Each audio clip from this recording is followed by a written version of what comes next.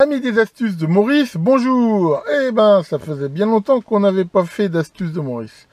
Alors aujourd'hui, aujourd'hui, je m'amuse avec des LED et des fibres optiques. Alors déjà rapidement, quand on parle de fibre optique, souvent maintenant qu'on parle de la fibre, on a bien sûr tendance à penser à la fibre optique qui nous permet d'avoir des très hauts débits avec Internet. Mais ces fibres-là, juste pour information, ne sont pas tellement utilisables, je veux dire, en bidouille.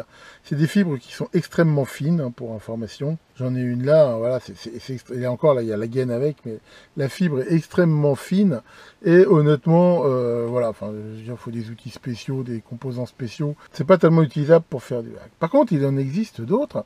Et déjà, on trouve sur les sites chinois, Banggood et autres, des fibres de différents diamètres qui sont pas vraiment de super qualité, enfin, d'un point de vue, je veux dire, fibre, mais qui, enfin, à la limite, voilà, permettent d'avoir cette possibilité d'être ce qu'on appelle des guides de lumière.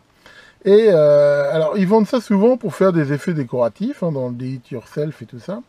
Et là, une idée que j'avais, c'était de pouvoir faire, je veux dire, d'avoir une meilleure compacité sur les faces avant, éventuellement en limitant un petit peu le câblage. Alors honnêtement, c'est une idée qui n'est pas neuve, hein. Je l'avais déjà fait il y a plusieurs années en fait.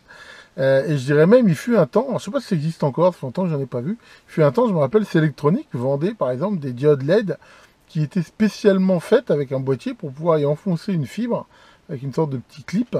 Alors j'en ai eu à l'époque, mais impossible de remettre la main dessus, je sais pas s'il me reste encore. Mais là, ce que je me suis amusé à faire, c'est percer une LED et de mettre dedans justement un de ces bouts de fibre chinoise. Là je mettrai le lien, là, ça coûte rien. Et voilà ce que ça donne. Donc là, je l'ai fait avec une LED rouge. Et donc, si... Alors, on va essayer de pas trop mettre de courant dedans. Voilà.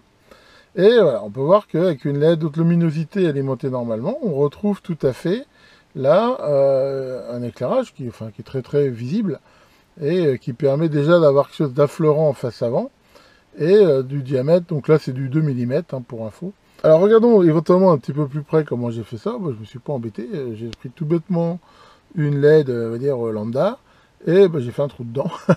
Alors en faisant attention par transparence bien sûr de laisser à peu près 1,5 mm avec l'espèce de coupole qu'on peut voir à l'intérieur. En même temps là j'ai pris une LED, je veux dire, qui est teintée. Ça aurait peut-être même sans doute été mieux avec une LED claire en journée, mais enfin, bon, j'ai fait ça avec ce que j'avais sous la main. Et pareil, on a tout intérêt, là je ne l'ai pas trop fait, mais de façon à limiter les pertes lumineuses, avec un papier de verre, avec un grain très fin, quitte à finir carrément avec du polish, de bien polir les extrémités ici pour avoir vraiment le moins de pertes. Alors je me suis amusé, pour info, à regarder ce qu'on pouvait faire ça avec des fibres plus petites. Alors là, je ne sais pas si on la voit bien, j'ai une fibre qui est très fine. Alors ça vient de quoi? Ça vient de ces espèces de fontaines lumineuses là qu'on trouve dans les solderies pour que dalle, où il y a plein de fibres comme ça, avec soit une LED multicolore, soit dans le temps c'était un moteur qui faisait tourner un cache coloré et qui fait des effets. Et ce genre de lampe, pour info, on en trouve aussi souvent plein dans les vides-greniers, hein. Ça je l'avais acheté je crois pour 1 euro. Et ça nous donne plein de fibres. Alors par contre, là, le diamètre est beaucoup plus fin. Et j'ai fait avec une LED de 3 mm verte. Alors, pareil, tiens, on va regarder un petit peu ce que ça donne. Alors, bon, j'ai déjà essayé. À vrai dire, ça fonctionne. Mais il est vrai que c'est quand même moins visible.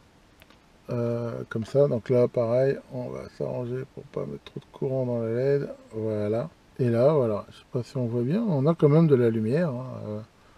Voilà, on voit bien, ça permet quand même d'avoir un point lumineux, qui bien sûr est beaucoup plus petit, vu que là le diamètre il est de 0,3 mm, donc c'est vraiment quelque chose de très fin.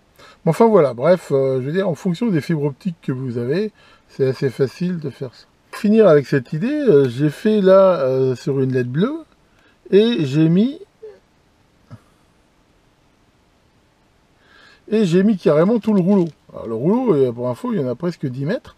Et on peut voir que même avec 10 mètres, même si c'est quand même atténué, on a encore de la lumière au bout. C'est-à-dire que ça permet quand même de faire des longueurs relativement longues. Et encore une fois, je ne l'ai pas poli spécialement de rien. Puis le fait qu'il soit enroulé comme ça fait aussi un petit peu de perte. Ce qui veut dire que, soit avec des sources lumineuses plus fortes, soit faisant un petit peu attention, on peut espérer avoir quand même des longueurs relativement longues. Voilà pour cette astuce de Maurice.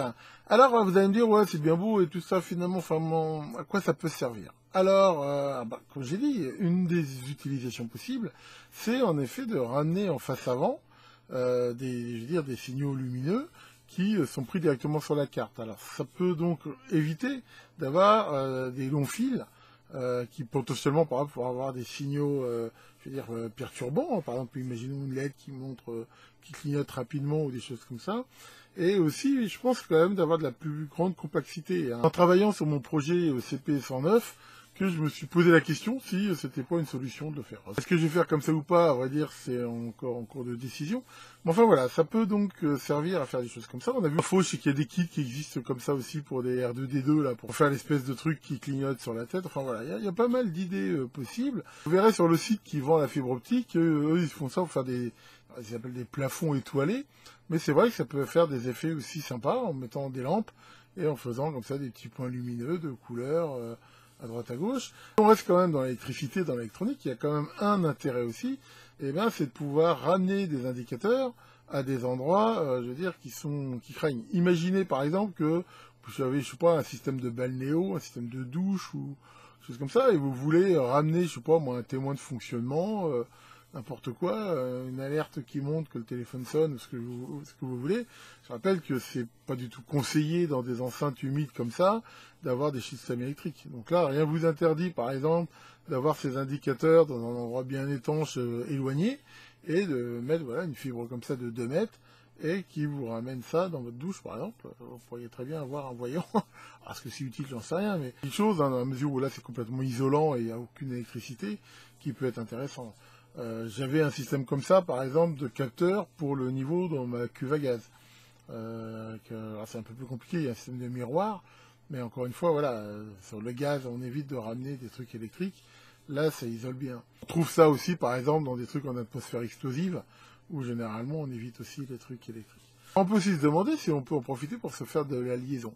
Alors, je veux dire, oui, rien n'empêche de percer aussi un phototransistor, ou avec un bout de gaine, enfin d'y mettre un adaptateur et de transmettre ainsi des signaux digitaux, analogiques ou modulés, enfin un petit peu tout ce qu'on veut. C'est pour faire ça quand même, à la limite, enfin, il existe des trucs tout faits et très bien faits si, comme j'ai dit, on veut faire de la liaison en fibre optique. Là, le côté faire des trous et tout, veut dire, c'est plus pour des effets, on va dire, esthétiques, lumineux. Enfin donc voilà pour cette astuce de Maurice un peu bien longue. Je suis un bavard impitoyable. Tiens Maurice, ça va?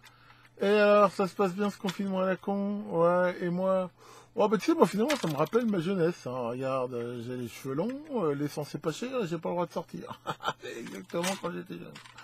Bon, allez, là-dessus, et ben, bonne continuation à vous, et à très bientôt pour de nouvelles vidéos.